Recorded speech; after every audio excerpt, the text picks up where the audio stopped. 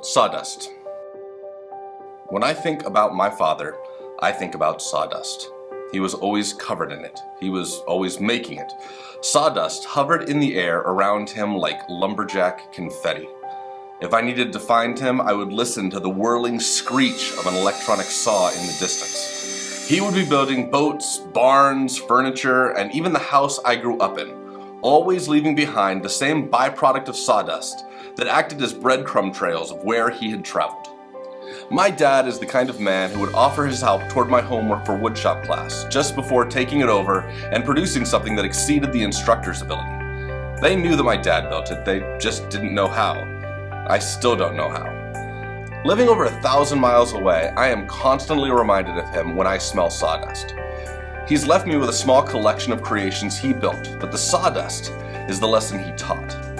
There's an inherent paradox within the art of woodworking. On one hand, there's a creation of something that is new, and that creation is often beautiful and completely unique because no two pieces of wood are the same. On the other hand, the very act of creating is dependent upon destruction. Cutting, carving, drilling, and shaping are required ingredients in creation.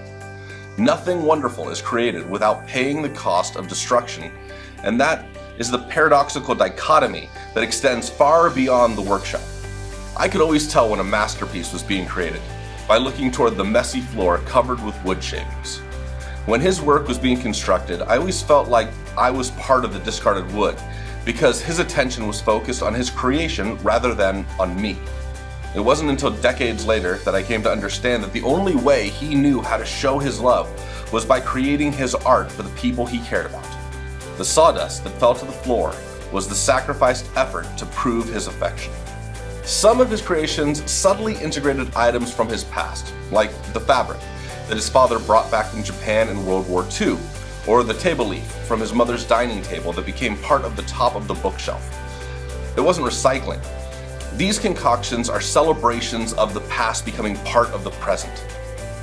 And that brings me to the thought that haunts me, knowing that I was never his discarded waste, but instead his biggest and most prolific project, and he did so at the cost of making himself the sawdust, sacrificing part of himself to make me the best that he could.